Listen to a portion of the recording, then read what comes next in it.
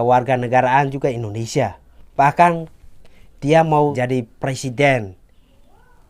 Tapi kok tega menjelekkan negara sendiri di negara orang lain? Itu kan tidak mencerminkan anak bangsa sejati. Dia mau menjaga demokrasi atau dia mau menggunakan politik identitas? Karena menurut pemahaman katon semua, politik identitas itu sangat-sangat berbahaya.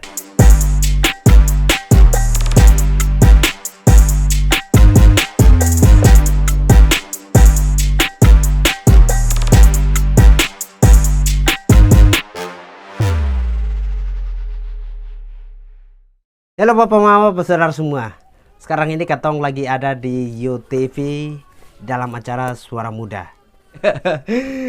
Waduh, ini kabar yang sangat-sangat mengejutkan sekaligus membuat jantung Anies dan koalisi perubahan senam jantung dulu ya. Kenapa? Karena menurut survei indikator politik yang dilakukan pada tanggal 26 Maret 2023 mengatakan bahwa elektabilitas Anies merosot.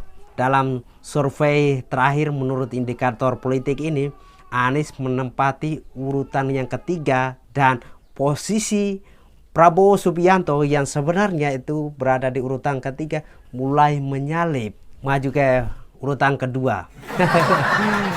Dan tentunya Ganjar masih tetap berada di posisi urutan pertama dengan persentase 30,8%. Sampai sekarang beta masih heran itu kok bisa ya elektabilitas Anies ini menurun. Padahal Anies sangat rajin sekali curi start duluan untuk bersafari politik ke berbagai daerah. Kok bisanya ya elektabilitasnya Anies menurun. Padahal Anies ini loh sudah bekerja keras sekali untuk mempromosikan dirinya ke berbagai daerah. Apa yang dia upayakan dengan hasil survei itu tidak sepadan ya. Yang paling ketong ingat semua itu siapa presidennya tahun 2024? Lalu semua pengikutnya atau tim relawannya berteriak secara serentak, Anies. Tapi kok upaya yang dilakukan Anies selama beberapa bulan terakhir ini tidak sebanding dengan survei dari lembaga-lembaga survei yang kredibel.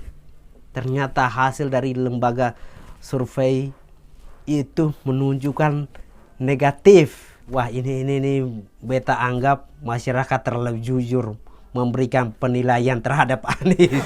Tapi beta salut dengan penilaian dari masyarakat ini buat Anies. Kira-kira menurut peserta semua apa yang menyebabkan? Coba tulis di kolom komentar di bawah. Menurut survei SMRC mengatakan bahwa masyarakat percaya bahwa Anies itu kalau jadi presiden tidak akan melanjutkan programnya Jokowi. Wow, itu menjadi salah satu faktor kenapa Anies elektabilitasnya menurun. Apalagi yang menjadi faktor menyebabkan elektabilitas Anies ini menurun. Nah, Katong coba cek dalam beberapa bulan terakhir ini atau dalam 1 tahun terakhir ini. Kira-kira apa yang Anies lakukan sehingga berhasil membuat elektabilitasnya menurun. Ternyata Anies ini pernah menghadiri acara di Australia. Dalam wawancara di salah satu stasiun TV, dia ternyata menjelek-jelekan bangsanya sendiri di negara asing. Faktor kedua yang kita temukan adalah karena Anies menjelek-jelekan katong pun negara atau dia pun negara sendiri di negara orang lain. Sehingga membuat masyarakat bertanya-tanya apakah Anies ini benar anak bangsa dari Indonesia atau sonde. Anies ini kan cari makan di Indonesia, tinggal juga di Indonesia, punya rumah juga di Indonesia, kewarganegaraan juga Indonesia. Bahkan dia mau jadi presiden. Tapi kok tega menjelekkan negara sendiri di negara orang lain?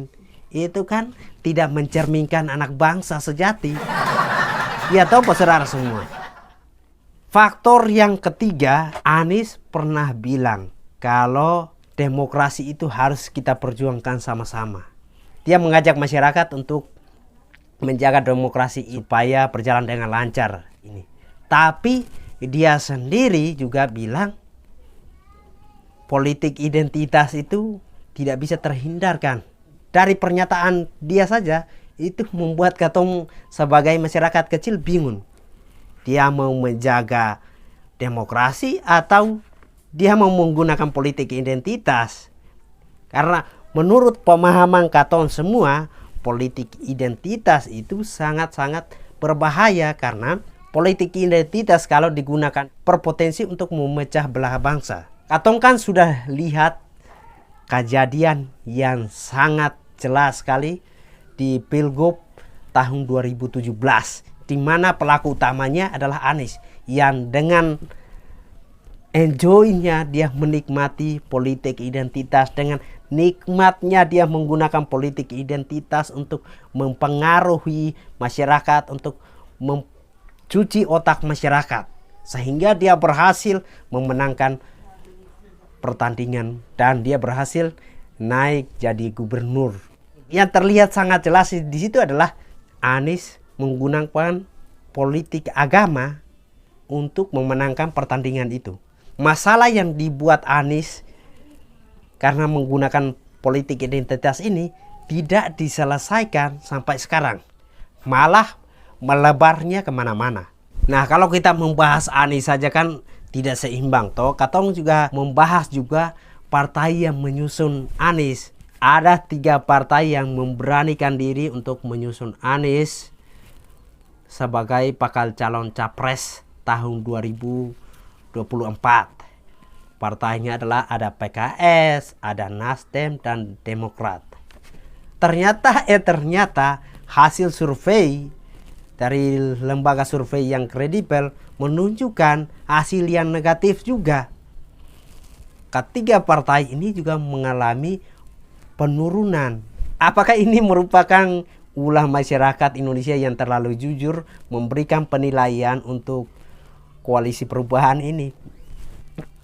Menurut survei SMRC, elektabilitas dari ketiga partai ini mengalami penurunan yang sangat drastis. Partai Nasdem yang sebelumnya itu 9,1% turun jadi 7%. Itu kan lumayan ya. Dua angka yang harus hilang. Nah, kalau Demokrat dari 7,8% turun jadi 5,9%. Kalau PKS persentasenya itu 5,7%. Hasil elektabilitas Anies dengan hasil elektabilitas koalisi perubahan dari ketiga partai ini sangat klop sekali. Ternyata sama-sama mengalami penurunan. Apa artinya ini semua? Artinya masyarakat tidak gampang untuk dibodohi dengan kata-kata, saudara semua. Kira-kira apa ya yang menyebabkan elektabilitas dari ketiga partai ini menurun? Nah, katong harus lihat juga di Partai Demokrat. Kira-kira apa yang dilakukan Partai Demokrat dalam beberapa bulan terakhir ini? Oh, ternyata dalam beberapa bulan terakhir ini Partai Demokrat sangat sibuk sekali untuk kritik kinerja Jokowi.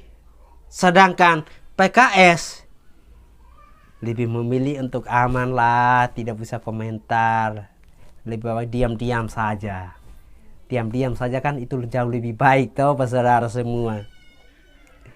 Kalau Nasdem ini yang beta bilang dia ini pintar bermain dua kaki. Kalau katong lihat kegiatan Nasdem dalam beberapa bulan terakhir ini adalah mengajak Anies keliling Indonesia untuk bersafari politik. Yang kedua adalah berusaha untuk membuat nama Anies ini bersih dari politik identitas. Yang ketiga, mati-matian membela Anies terhadap kasus Formula E. Tapi ternyata Nasdem ini juga bermain dua kaki. Nasdem ini masih tidak mau lepas dari bayang-bayangnya Jokowi. Apakah Nasdem ini sonde berani bermain satu kaki sah?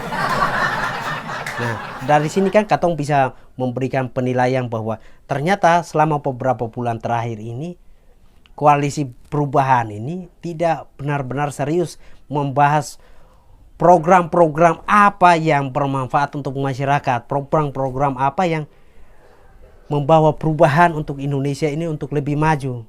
Tapi Demokrat malah sibuk kritik kinerja Jokowi. Anies sibuk menyebarkan politik identitas.